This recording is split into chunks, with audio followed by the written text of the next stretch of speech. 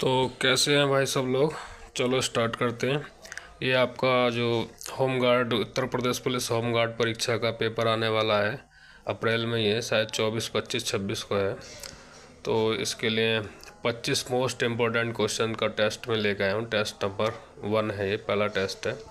तो आप एक बार देख सकते हैं। क्वेश्चन का लेवल ऐसे ही रखा है जैसा लेवल आपको मिलेगा, क्योंकि मैंने भी कांस्टेबल के, दरोगा के कई सारे एग्ज़ाम दे रखे हैं। तो एक अनुभव के आधार पर ये टेस्ट बनाया है, आपके लिए काफ़ी फ़ायदेमंद होगा। तो आइए शुरू करते हैं। क्वेश्चन नंबर 1 है कि संविधान की प्रस्तावना में संशोधन किस संशोधन द्वारा किया गया। आपके ऑप्शन हैं ए 44वां, बी 42वां, सी 52वां और डी 61वां। तो भाई इसका सही उत्तर है ऑप्शन नंबर बी, जो कि है 42वां संशोधन। तो इसकी व्याख्या पढ़ लेते हैं। 42वें संशोधन अधिनियम 1976 के माध्यम से प्रस्तावना में संशोधन किया गया। इसमें संप्रभु लोकतांत्रिक गणराज्य, पहले सब प्रस्तावना में ये चीज़ थी केवल संप्रभु लोकतांत्रिक गणराज्य, इसको चेंज किया गया और संप्रभु और समाजवादी धर्मनिरपेक्ष लोकतांत्रिक गणराज्य किया गया तथा राष्ट्र की एकता और अखंडता कर दिया गया।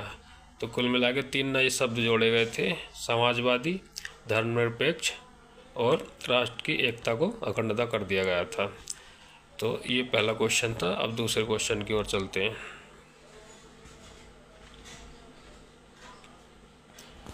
दूसरा क्वेश्चन है, राज्यसभा के सदस्यों का कार्यकाल कितने वर्ष का होता है। तो ये आसान सा क्वेश्चन है। तो ऐसा नहीं है कि हार्ड ही आएगा, बहुत इजी आ रहे हैं। दरोगा का पेपर इतना इजी कर दिया कि कांस्टेबल से भी लेवल गिरा दिया।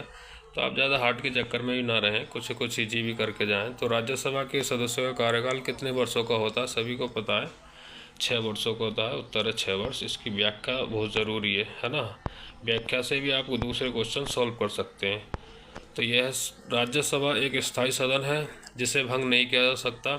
इसके प्रत्येक सदस्य का कार्यकाल 6 वर्ष का होता है तथा प्रत्येक 2 वर्ष में इसके 1/3 सदस्य सेवानिवृत्त हो जाते हैं। अगला क्वेश्चन, मौलिक कर्तव्य किस देश से लिए गए हैं। तो मौलिक कर्तव्य आपको पता ही है, फंडामेंटल राइट्स हैं। इसी तरह से हमारे फंडामेंटल ड्यूटीज़ भी हैं। और हमने किससे लिया, रूस से। USSR, इसका पहला नाम था USSR, अभी रूस इसको बोलते हैं। ठीक है, कब लिए गए ये व्याख्या बताएगी। तो भारतीय संविधान में मौलिक कर्तव्यों को 42वें संशोधन 1976 द्वारा जोड़ा गया था। यह अवधारणा सोवियत संघ माने USSR के संविधान से ली गई है। नेक्स्ट क्वेश्चन, समानता का अधिकार किस अनुच्छेद में है। पता होगा सभी को, इजी क्वेश्चन है। तो समानता का अधिकार किस अनुच्छेद में है। तो ये अनुच्छेद है 14। ठीक है, ये 14 से 18 अपने समानता के अधिकार के अनुच्छेद हैं सारे। 14 अनुच्छेद 14 भारतीय नागरिकों को कानून के समक्ष समानता तथा कानून के समक्ष समान संरक्षण का अधिकार प्रदान करता है और ये मूल अधिकारों का महत्वपूर्ण भाग है। मूल अधिकार हमारे किस आर्टिकल से कहाँ तक है, 12 से 35। ठीक है, भाग 3। भाग 1 है संघ एवं उसके राज्य क्षेत्र, भाग 2 है नागरिकता, भाग 3 अपना मौलिक अधिकार। वित्त आयोग का गठन किस अनुच्छेद के तहत होता है। सभी को पता होगा इसका क्वेश्चन। अगर किसी को नहीं पता इसका भी क्वेश्चन आंसर, तो भैया उसे पढ़ने की काफ़ी ज़रूरत है। तो वित्त आयोग का गठन किस अनुच्छेद के तहत होता है, अनुच्छेद आर्टिकल 280। इसकी व्याख्या देख लेंगे कि भारतीय संविधान के अनुच्छेद 280 के अंतर्गत राष्ट्रपति प्रत्येक 5 वर्ष में वित्त आयोग का गठन करते हैं, जो केंद्र और राज्यों के बीच राजस्व के वितरण की सिफारिश करता है। क्वेश्चन नंबर 6 है, 1857 की क्रांति में झांसी का नेतृत्व किसने किया। सिंपल क्वेश्चन है, वैसे तो साधारण नॉर्मल सही है, सभी को पता है। झांसी की रानी थी अपने रानी लक्ष्मीबाई। इनका सी आंसर सही है।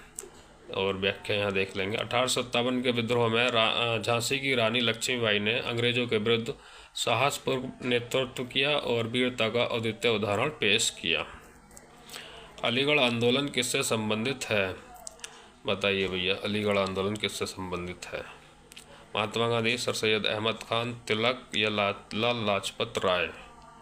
तो इसका उत्तर क्या होगा? इसका उत्तर होगा सर सैयद अहमद खान।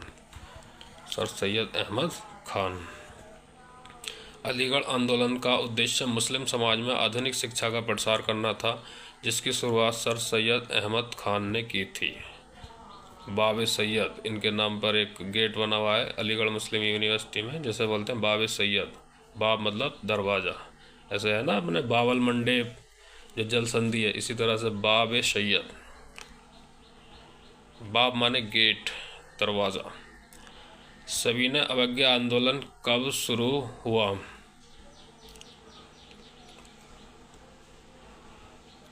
बताइए कब शुरू हुआ? 1920, 30, 42, 1919। सही आंसर देखते हैं तो है भाई साहब उत्तर भी 1930। महात्मा गांधी ने 1930 में दांडी यात्रा के साथ सविनय अवज्ञा आंदोलन प्रारंभ किया, जिसका उद्देश्य ब्रिटिश कानूनों का शांतिपूर्ण उल्लंघन करना था। 1930 में स्टार्ट हुआ दांडी यात्रा के साथ, ठीक है। डॉक्ट्रिन ऑफ लैप्स, हिंदी में क्या बोलेंगे इसे? राज्य हड़प नीति, डॉक्ट्रिन ऑफ लैप्स। तो हड़प की नीति किसने लागू की थी? Curzon, Lord Dalhousie, Canning, Wellesley. तो किसने करी थी बताओ? आंसर क्या है इसका देखते हैं। यह है उत्तर भी लॉर्ड डलहौजी। तो लॉर्ड डलहौजी ने डॉक्ट्रिन ऑफ लैप्स नीति लागू की, जिसके अनुसार बिना उत्तराधिकारी वाले भारतीय राज्यों को ब्रिटिश साम्राज्य में मिला लिया जाता था। अब यही एक कारण बना था कि झांसी की रानी के पीछे भी ये पड़े थे कि भाई आप भी हमारे राज्य में अपना ये जो राज्य है अंग्रेजी शासन में मिलाइए, क्योंकि उनके भी कोई उत्तराधिकारी नहीं था, लेकिन उन्होंने दत्तक पुत्र गोद लिया था इस चीज़ से बचने के लिए। जलियांवाला बाग हत्याकांड कब हुआ? अगला क्वेश्चन है 1918, 1919, 1920, 1921। तो ये तो आसान सा क्वेश्चन है ना। 1919 इसका आंसर है। 13 अप्रैल 1919 को अमृतसर में जनरल ओ डायर, यहाँ ध्यान रखना, जनरल ओ डायर के आदेश पर निहत्थे लोगों पर गोली चलाई गई, जिसे जलियांवाला बाग हत्याकांड कहा जाता है। अब भैया ये मत सोचना कि इजी ज़्यादा लेके आए, ऐसे ही आ रहा है। मैंने दरोगा की चारों शिफ्ट के पेपर देखे, चारों के सॉल्यूशन डाले, मैंने खुद यूट्यूब पर देख लेना जाके। जो कह रहे हैं ना बहुत हार्ड आ रहा है, ये पढ़ रहे हैं वो पढ़ रहे हैं, कुछ भी ना आया ऐसा, बहुत इजी पेपर आया। और कट ऑफ तो तुम जानती हो बहुत हाई जाएगी इसकी। 138 तो हमारे भी सही बैठ रहे हैं, लेकिन भैया देखो क्या होता है, हो जाए तो अच्छी बात है। वैसे हमारा ऑडिटर में हो गया है, ऐसी कोई दिक्कत नहीं है। ऑडिटर ज्वाइन कर रहे हैं हम, अप्रैल में ही ज्वाइनिंग है। देखते हैं इसमें भी रेस वगैरह तो करेंगे ही। भाखड़ा नागल बांध किस नदी पर है? तो भैया ये भी आसान सा क्वेश्चन है, यह है सतलुज नदी पर। भाखड़ा नागल परियोजना सतलुज नदी पर स्थित है और ये भारत की प्रमुख बहुउद्देशीय परियोजनाओं में से एक है। भारत में मानसून किस दिशा से आता है? सभी को पता होना चाहिए, उत्तर पूर्व, दक्षिण पूर्व या फिर दक्षिण पश्चिम। तो सही उत्तर है दक्षिण पश्चिम। भारत में मुख्य वर्षा दक्षिण पश्चिम मानसून से होती है, जो अरब सागर और बंगाल की खाड़ी में नमी लेकर आता है। कर्क रेखा भारत के कितने राज्यों से गुजरती है? क्वेश्चन आसान सा है, लेकिन भैया भूल जाते हैं कभी कभी ये। तो ये क्वेश्चन क्या है जी? इसका आंसर है 8 राज्य, है ना। देखो बताएगा, कर्क रेखा भारत के 8 राज्य, गुजरात है ना, राजस्थान, मध्य प्रदेश, छत्तीसगढ़, झारखंड, पश्चिम बंगाल, त्रिपुरा, मिजोरम से होकर गुजरती है। अब पता है इजी स्टडी के लिए कुछ लड़के कुछ बच्चे क्या करते हैं, इसकी ट्रिक बना रखे होंगे, राम पर गमछा, ये इस तरह से कर करके। अरे भैया कहाँ तक ट्रिक याद करोगे ये बताओ, हैं? फिर सारी ट्रिक ही बना लो, उसका एक अलग ही फिर फंडा हो गया कि अब ट्रिक याद करते फिर रहे हैं। अरे विजुअलाइजेशन से पढ़ाई करो, इस चीज़ को देखो मैप पे जाके कि ये रेखा है किधर किधर से निकल के जा रही है। ट्रिक बनाओगे ना फंस जाओगे। क्वेश्चन ऐसे पूछता है, कभी कभी पूछ लेगा जो कर्क रेखा है उसके उत्तर में कितने राज्य हैं, दक्षिण में कौन सा राज्य है बताइए। ऐसे आए रखे हैं क्वेश्चन यूपीपीसीएस में भी। तो विजुअलाइजेशन करो, पढ़ाई ऐसे करो, बिल्कुल देखो पहले कर्क रेखा जा कहाँ रही है, कितने राज्यों से होकर जा रही है। अब ये जो मैंने रखा है ना, ये गुजरात से गुजरती है पहले, फिर राजस्थान का थोड़ा सा एरिया को जाती है, एमपी, छत्तीसगढ़, झारखंड, बंगाल, त्रिपुरा, मिजोरम से होकर गुजरती। तो इस तरह से पढ़ो, ये ट्रिक व्रिक के चक्कर में मत पढ़ो, समझ रहे हो? बात सही है। विश्व का सबसे बड़ा मरुस्थल कौन सा है? गोबी, सहारा, थार, कालाहारी। तो भैया सहारा है, आपको पता है अफ्रीका में है ये। और गोबी ये मंगोलिया का है ना। और थार ये अपने यहाँ से भी लगता है। और कालाहारी अपने कहाँ पे, कालाहारी ये साउथ अफ्रीका में है शायद, हाँ। कालाहारी बोस्वाना साइड में, हाँ उधर ही है। तो सहारा मरुस्थल अफ्रीका में स्थित है और ये विश्व का सबसे बड़ा गर्म मरुस्थल है। सुंदरबन डेल्टा किससे बना है? क्वेश्चन 15।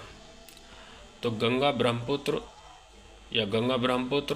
या नर्मदा, तो ये बना है गंगा ब्रह्मपुत्र के, दो नदियों का ये संगम है तो उससे बना है। सुंदरबन डेल्टा गंगा और ब्रह्मपुत्र नदियों के संयुक्त निक्षेप डिपॉजिट से बना विश्व का सबसे बड़ा डेल्टा है। ठीक है। मानव शरीर की सबसे बड़ी ग्रंथि कौन सी है? ये साइंस का क्वेश्चन है, ये आप देखो जरा। मानव शरीर की सबसे बड़ी ग्रंथि कौन सी है, बताइए कौन सी है? तो ये है साहब आपकी है यकृत, हाँ लीवर, यकृत लीवर, ये एक ही बात है ना। यकृत लीवर शरीर की सबसे बड़ी ग्रंथि है। तो ग्रंथियाँ वगैरह आप पढ़ के जाना है ना, सब है ना, जितनी भी है मिश्रित ग्रंथि, ये सारी पढ़ के जाना। विटामिन डी की कमी से कौन सा रोग होता है? अच्छा क्वेश्चन है वैसे तो इसका भी जो है वो तो विटामिन सी की कमी से होता है, एनीमिया विटामिन ए की कमी से होता है, और बेरी बी की कमी से तो कौन सा बचा? रिकेट्स, जिसमें हड्डियाँ सूख जाती हैं। विटामिन डी की कमी से हड्डियाँ कमज़ोर हो जाती हैं, है ना, कमज़ोर हो जाती हैं। डीएनए का फुल फॉर्म क्या है? बताओ भाई साहब डीएनए का। डीऑक्सी राइबो एसिड या डीऑक्सी राइबो न्यूक्लिक एसिड, या फिर भाई साहब डायनामिक न्यूक्लिक एसिड या डबल न्यूक्लिक एसिड? उत्तर भी आ गया है ना, deoxy ribo nucleic acid, deoxy ribo nucleic acid. तो डीएनए शरीर की आनुवंशिक जानकारी को संग्रहित करता है। बिल्कुल जी, आपकी वंशागति क्या रही है, आपके सारे जेनेटिक्स डीएनए में आपको मिल जाएंगे। आजकल देखा होगा कोई क्राइम हो जाता है तो कहते हैं ना डीएनए फिंगरप्रिंटिंग होगी, वो सब पता चल जाता है। ध्वनि किस माध्यम में सबसे तेज चलती है? बहुत बढ़िया भाई, बता दो। तो ये ठोस में सबसे तेज चलती है, ठोस में कण सघन होते हैं इसलिए ध्वनि तेज चलती है। और ध्वनि की चाल ठोस में होती कितनी है, ये भी कोई ना कोई भाई कमेंट करना। शायद 330 मीटर प्रति सेकंड होती है, कमेंट करना है ना देख के इसको। ये मत सोचा करो बोले गलत पढ़ा दिया, ये कर दिया। कभी कभी चीज़ें जो है दिमाग पर आ नहीं पाती हैं, पता सब कुछ होता है, सबको होता है, बस ये है करेक्ट करने में कोई दिक्कत नहीं है। मैं तो बोल के चल रहा हूँ भाई।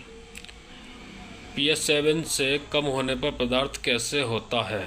माने वो ये pH 7 से कम होने पर क्या होगा? क्षारीय होगा, अम्लीय होगा, उदासीन होगा, लवणीय होगा? तो भाई अम्लीय होना चाहिए बिल्कुल, क्योंकि उदासीन होता है 7 पे तो ऊपर जाएगा क्षारीय, नीचे आएगा अम्लीय। कई बार ऐसे क्वेश्चन आए हैं कि 1 बिलियन है उसका pH जो है 7 से कम है तो वो कैसा होगा? तो वो कैसा होगा फिर? अम्लीय। ठीक है, एसिडिक नेचर दर्शाता है। क्वेश्चन नंबर 21 आ गया जी भाई साहब। अब मैंने थोड़ा सा रीजनिंग डाल दिया, या मैथ समझ लो, कुछ भी समझ लो। 15% ऑफ 240 प्लस 25% ऑफ 160 कैसे निकालोगे सर? देखो जो 25% ऑफ 160 है, 25% का मतलब 1/4, 4 से भाग दे दो 16 को, 4 चौक 16, 40 तो आ गया जी इधर से। और इधर से देख लो 10% कितना हो गया इसका? 240 का 24 है ना। और 5% कितना हो गया? 12। तो इधर से कितना हो गया? 24 और 12 36, 36 और 40 76। लो भैया जी, बिना पेन पेंसिल के आंसर आ रहे हैं, बस ये है मेंटल कैलकुलेशन कर रखी है। तो ये आ रहा है कि ऑप्शन हाँ ये है, देखो 76 ऐसे निकालो, देखो है ना। 10% पे पकड़े करो, 10% 24 और 5% 15 निकालना है ना, तो 5 और ले लो 36, इसका 1/4 कर दिया 40, और जी 76 आंसर। बहुत बढ़िया भाई। 60 किलोमीटर प्रति घंटा की गति से 2.5 घंटे में दूरी कितनी होगी? है कोई क्वेश्चन है वो, ये है 60 किलोमीटर, ये हमारी स्पीड है और ये टाइम दे रखा है। तो दूरी बराबर क्या होता है? दूरी बराबर क्या होता है बताओ? स्पीड इनटू टाइम, यही होगा और क्या होगा। तो 60 से अपन गुणा जब इसकी करेंगे भाई, 60 किलोमीटर प्रति घंटा की गति से है ना 2.5 घंटे में दूरी कितनी होगी? तो कर दो इसके 6 दूनी 12, 120 और 3 30, 150 हो गई। कोई क्वेश्चन था ये? कुछ ना। गति इंटू समय, 60 इंटू 2.5 बराबर 150। अब ये थोड़ा सा एक क्वेश्चन आ रहा है शायद रीजनिंग का। हाँ, 3 है, फिर 9 है, फिर 27 है, फिर 81 है। बताओ आगे क्या आएगा फिर। तो मेरे हिसाब से इसमें सीधा सा लॉजिक चल रहा है, 3 तिया 9, 9 तिया 27, 27 तिया 81, 81 तिया है ना। हर एक संख्या को 3 से गुणा करके अगली संख्या आ रही है। तो 3 गुना 3, 3 अट्ठे 24, 243 इसका सही आंसर हो जाएगा। बिल्कुल ठीक, हाँ। हर बार गुणा 3 मार रहे हैं, तो 81 में गुणा 3 करेंगे, 243 का आंसर हो जाएगा। भाई साहब ये थे आपके क्वेश्चन नंबर 24 ही आ गया। A बराबर 1 सबको पता है, पोजीशन है ये। B बराबर 2 सबको पता है। Z बराबर 26, तो कैट तो भैया निकाल दो। इसमें क्या है भैया, 3 और 1 4 और T की हो गई 20 है ना। तो 20 4 24, देखो 3 C की है, A की 1 और T की 20 और 24। एक संख्या का 40% 80 है, तो संख्या क्या है। क्यों जी, सवाल भारी लग रहा है, कुछ भी ना है। एक संख्या का 40% 80 है भैया। जब 40% 80 है तो 1% की वैल्यू कितनी आएगी। 1% की तो 20 आएगी ना आएगी। अरे 80 के नीचे 40 रखो, भाग दे तो 20 आएगी 1% की। तो 100% पूरा संख्या क्या है, संख्या हमेशा कोई भी चीज़ 100% होती है अपने आप में। 100 से गुणा मार दो, तो 20 की जो 100 से 1 मिनट 1% की कितनी आ रही, 2 आ रही, सॉरी 2, हाँ। एक संख्या का 40% 80 है। 80 को हम रखेंगे 40 को हम रखेंगे 80 के नीचे, भाग देंगे 2 आएगा। 1% का वैल्यू 2 आ गया। 100% की वैल्यू क्या आएगी, 2 में 100 की गुणा 200, सीधा आंसर हो गया, है ना। बिल्कुल 200। तो ये आपके क्वेश्चन थे जी 25, जो कि आपने देख लिए, समझ में भी आए होंगे। हल्के ही क्वेश्चन रखे। अभी जो टेस्ट आएंगे धीरे धीरे लेवल बढ़ाऊँगा मैं, लेकिन आपको हल्के भी तो आनी चाहिए। चलो ठीक है भैया, है चैनल सब्सक्राइब कर लियो, देखियो आते रहेंगे क्वेश्चन इस तरह के, थोड़ा सपोर्ट करो। ठीक है, थैंक यू।